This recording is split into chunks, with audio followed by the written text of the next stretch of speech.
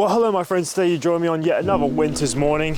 Sadly, no skateboarding in this video because we're talking about how you're going to get over your injuries, and I am ripe off one myself, so I had to bring out the deck chair.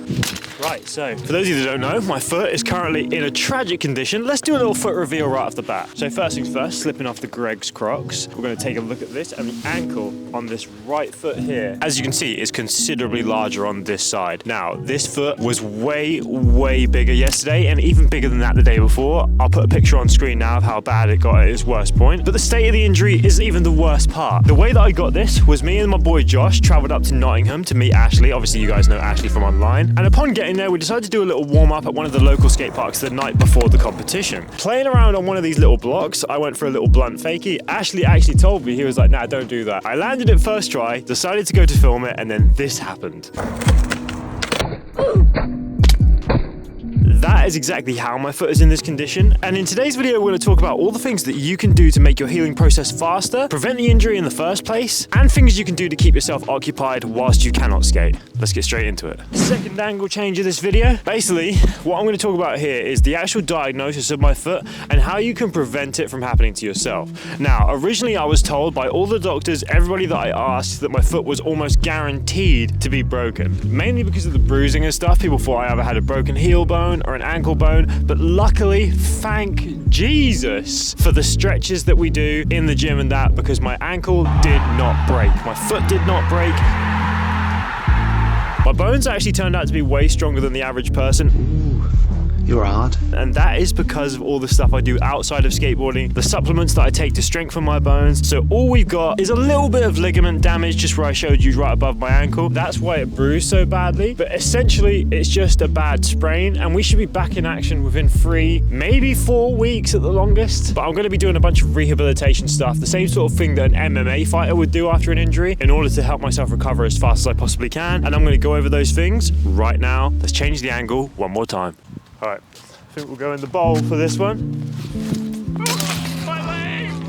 Chair still intact, luckily. In this section, we're going to go over all the things I'm doing to recover from it as fast as I can. Obviously, you know about all my stretching routines and all that. I've gone over that in other videos, and I'm going to do a gym routine while this is injured because we can't skate at the moment. So expect that video within the next week. But for now, the number one thing I'm doing to help heal my muscle as quickly as possible is I'm taking creatine. Now, creatine is something that bodybuilders and a lot of people in the gym would use to help grow muscle faster. But what it actually does is it helps repair the muscle after you break it apart, thus helping it build larger. That's why bodybuilders do it. So basically, when you work out, your muscle tears and breaks, right? That's how it becomes bigger. The creatine helps heal that process up faster so that the muscle can gain its strength back and become larger faster than what it would without it. It's basically like a natural, legal performance enhancer. So not only is it incredible and a natural performance enhancer pretty much, it's also ridiculously cheap. Like £10 for a large tub, and that will last you for months.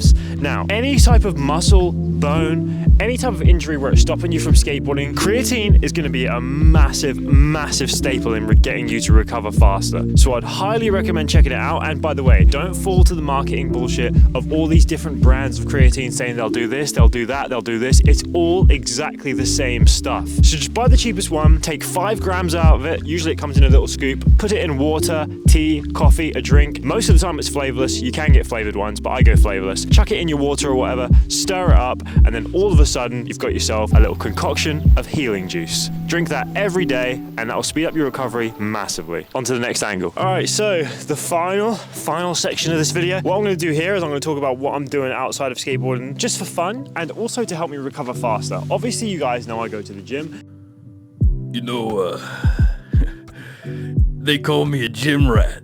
Now, I'm not going to be going to the gym and doing my regular ankle exercises to strengthen this up. We've got to let it heal up a bit first. So what I'm going to do instead is I'm going to be going to the gym. I'm going to be doing a lot of weight exercises with my upper body, maybe some core exercises to keep my balance and stuff on point. That's because when you work out these other areas of your body, it stimulates your blood cells to heal you up faster. So the more that you use your arms to pump weight and get weight to them, the better you're going to heal throughout your entire body. Now, I know that may seem a bit hard to believe. It is actually true. I've watched so many health podcasts and so many things around this subject that all exercise will help you heal the rest of your body faster, just long as you're not antagonizing the area that you've hurt. I would never recommend going to the gym if you've hurt your wrist and doing some weight exercises, or if you've hurt your leg, don't do any leg exercises. Now, what I am going to be doing outside of skateboarding as well is riding the exercise bike once I feel like my foot is fully capable, just to keep my legs going, to keep my stamina moving, because I feel like when you don't skate for a little while, the stamina is the first thing to go. The first time you go to the skate park after not skating for a month or whatever, you get so tired so quickly. So just keep that up by doing things outside of skateboarding, in the gym, on the exercise bike. Other than that, I'm just going to be doing things to keep my mind sharp. I'm going to be playing a bunch of video games, trying to 100% as much games as I can, because for me, that's the number one satisfying thing outside of skateboarding. If you play any video games, let me know. I'd love to hear about it in the comments. And finally, get yourself a fingerboard, because if you're stuck in school, if you're stuck in the office or whatever it may be, just play with the fingerboard, because that can give you a little bit of satisfaction,